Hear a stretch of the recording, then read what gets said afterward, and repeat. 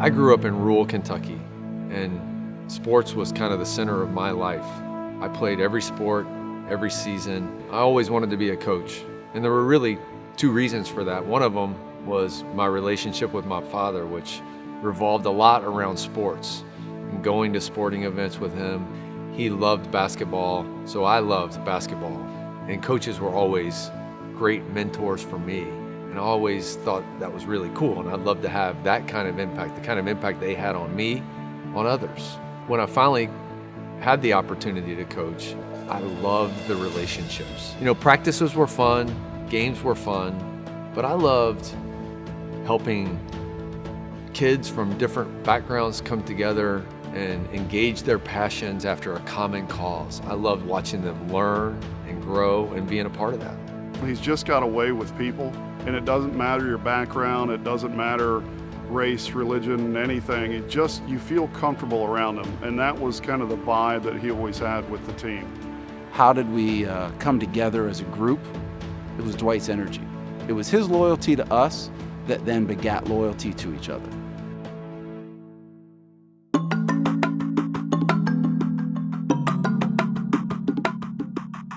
My coaching journey just made me realize that coaching is what we do in life. It's what we do in business. It's what we do with our children and our families. And it made me realize that there were so many things that I could do with what I learned as a coach. I had fantasies about being in business or having my own business or being an entrepreneur, since I was a young person growing up in Kentucky when my mom came to me one day and said, listen, you want to grow some vegetables or some crops on our field and sell them? And I was like, yeah, that sounds great. And ever since then, I always had this idea about being an entrepreneur or running a business. But not until I had some success with coaching about bringing people together and understanding that together we could achieve some great things if we could engage each other's passions in the right way, did I really have any confidence that I could actually do that. And so that's what helped me launch PPR. I often think about the success we had at PPR, and I think about, what have I been able to contribute to this? Why me? Why have I been able to do this? And I often think about if I had a superpower, my superpower would be getting good people to come together and engaging their passions. And that's really what's happened at PPR. I'm never going to be the smartest guy in the room, but that's one thing I can do. I can engage people's passions and I can get the right people on the bus. I think a lot of people talk about Dwight's ability to bring people together, groups together, and get high engagement out of that. I do think his superpower is, I don't even know if he knows it, but it's really optimism.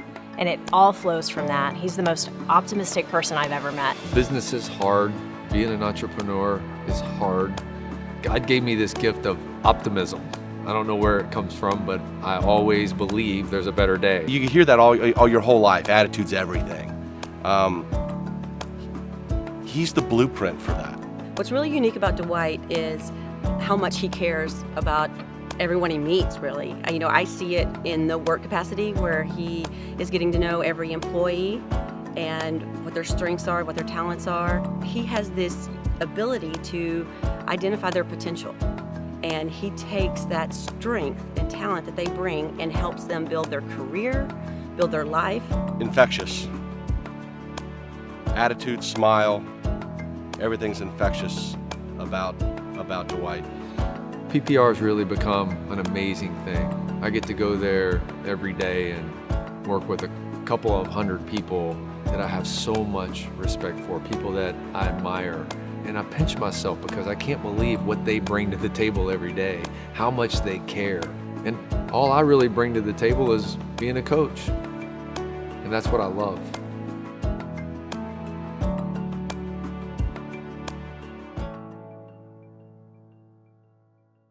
Coaching sports, running a business, I learned a lot about how to be a dad. The same thing he does at work, he does at home. I mean, he gets you energized to do bigger and better things. And what I've tried to do as a parent is try to help our children understand the possibilities, help them figure out where they want to go, and then support them with an amazing amount of love and encouragement. Help them follow their dreams, whatever their dreams are. My dad is my dad. That's what he means to me. He means a leader. He means my life, like literally. He's actually my life. That's what it's all about. I remember I was in an interview one day, and I was interviewing this young lady that had just graduated from college, and I kind of knew her dad back at Florida State, and I asked about her dad, and I remember the look in her eyes, and I remember her saying to me, "My dad is my hero."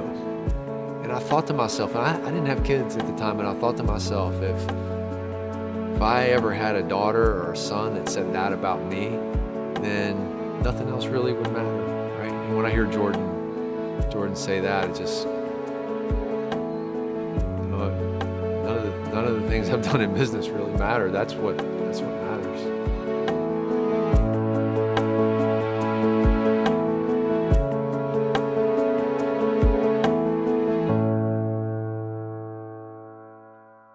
So as we started to have success at PPR, I was afforded the opportunity to go serve on some nonprofit boards in town. Dwight's wired to be all in, regardless of whatever it is.